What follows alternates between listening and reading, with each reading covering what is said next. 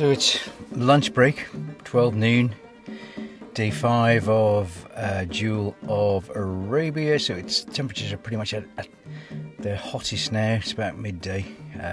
We've done, I think, 18, 19 kilometres since we left our camp overnight. The temperatures rose nicely. So what was 3.4 degrees the night before, which is rather chilly, was 10.7, so a much more comfortable night for us all. Bit of a wind blowing early evening, which is a bit unpleasant with the sand flying, but after that, the usual flat calm of a desert evening with incredible stars, and especially when the moon disappeared about 3 o'clock, as I seem to remember, because you sleep quite fitfully on your mattress on the sand. But everyone's going well. Nigel, Ibrahim driving the vehicles, Anna, our photographer, walking with Amour and I, interviewing us, filming us, sometimes getting ahead in the vehicle just to get the angle that she needs. Dikra away from us, working with a group of young people, which is what key part of what Jewel of Arabia is all about. And Amour and I walking and riding with the camels, Samhan and Farhan, who are doing pretty well, but like us, they tend to flag in the heat of the day and when going uphill. We set off about 7 this morning. We got off to a good start. Nigel and Ibrahim have got the campsite really well organised, so we're able to wake up, pack up breakfast and get moving pretty quickly, which is good. But, a lad from Shropshire like me on the back of a camel is like a lad from Shropshire on skis, really. It's just not meant to be. It's not the most graceful thing you're ever going to see in all your life. Amour seems to be able to kneel on the camel, stand on the camel, sit cross-legged on the camel, and I am hanging on for grim death, really. And about an hour and a half, 2 hours is pretty much all I can stand before I have to slide off and lower myself down the front leg, slide down the front leg of the camel whilst holding onto what's supposed to be a saddle, but isn't very comfortable, really. Camels do have bones in the most unfortunate places. And anyway, there we go. You do adjust. Even the most micro adjustment on the back of the camel can buy you an extra 15 minutes of grimacing and holding on.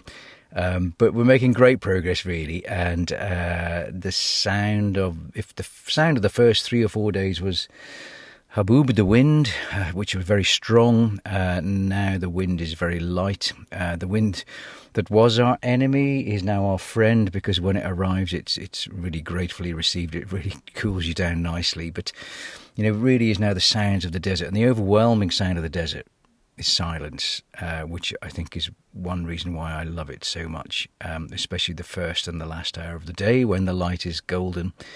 And, the sun is either rising in the east or setting in the west. It's just magical. But as we walk, Amour and I, all you hear is the sound of the camel prints, the constant gurgling of the stomach as they sort of ferment the food from the night before, the grinding of the teeth, the bellowing and the objections when you try to ride, get them to kneel down so you can very quickly jump on the back before they rise up again. Those are the sounds of sort of working with camels, but beyond that, it's pretty silent, really. If you're an ornithologist listening to this, the odd Hoopoe Lark, the odd wheatear. We had a swarm of bees. I mean, there aren't many places in the world where things are so silent. You hear a swarm of bees flying past about 100 metres away, which caught our attention. And the occasional locust. There were many locusts on the east coast when we started, but here in the centre of the sands, the numbers of locusts are much smaller. Last night we put out the camera trap again. You think you're in a desert, but, I think we spoke recently about fog deserts and the area of Oman through which we are travelling being one of only 3 fog deserts in the world, the other 2 being in Chile and in Namibia. So that little bit of rainfall makes the place incredibly green. So we've just stopped now to refuel water and have a bit of lunch, and we don't even need to tie the camels down. We've tied their 2 front legs together. We've hobbled them, not tightly, but they're able to walk very, very gingerly, really. But there's so much food here that they are now, I can see they've got their heads down. They're just tugging at the sedge and the grass that has appeared after the rain several weeks ago. So what should be a sandy desert is actually very green at the moment, which is great news. Great news if you're a camel. So we are heading south-southeast. We're heading toward the Indian Ocean. It's probably another 2 or 3 days before we reach there. And we're following a route that will enable us to reconnect with the route taken by Bertram Thomas in 1927-28. He hugged the coastline, but we deviated off that route a couple of days ago. We wanted to go and see the mountains where 4401, this Earthshot prize-winning organisation, injects the carbon into the rocks to store carbon. We wanted to see the young Omanis working with Outward Bound Oman, and in particular we wanted to see the electric all-terrain wheelchair that is just a fantastic thing. It was just a really inspirational young Omani making use of that, who's lost the use of his leg, sadly, from the waist down in a car accident, or a bike accident rather. But it's great to see that in action and just enabling amazing people like him to join groups doing things outdoors. And from there we left to travel into the desert to meet a group from the British School, Muscat, a group of young geographers. So we've deviated off Thomas's route, but we are on an angle route to reconnect, and we will be reconnecting with him in about 2 or 3 days' time.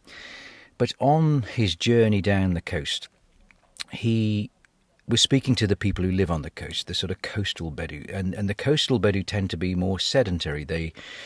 Their source of food is the sea, and for 8 months of the year, 9 months of the year, they live in their reed frond houses on the beach, many of which are now replaced by modern breeze block air conditioned units. But their life was very sedentary, apart from 3 or 4 months of the year where the Kharif, the monsoon winds, which caress the south of Oman every summer, they stir up the sea here in the north of Oman to the point that it's quite dangerous to go out fishing in a small boat because the sea can be quite rough every day.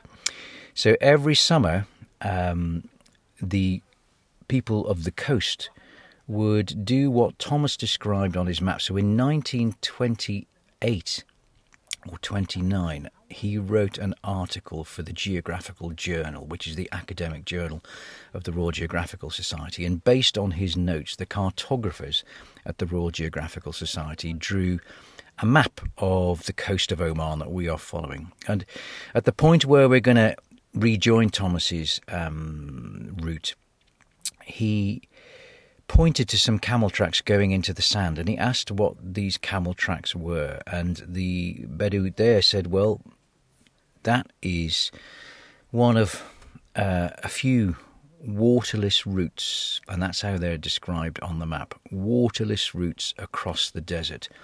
And these waterless routes were undertaken and followed by the coastal Bedouin every summer, because in the summer, whilst the sea is too rough for them to do their work, they can migrate a little further north into the interior to the wadi, the dry riverbed that cuts across the top of these sands, the northern end of these sands. And that wadi is called Wadi Bata. And because there's plentiful water there, relatively, there are groves of date palms. And the date harvest takes place in July, August, September. So the fishing Bedouin would load up.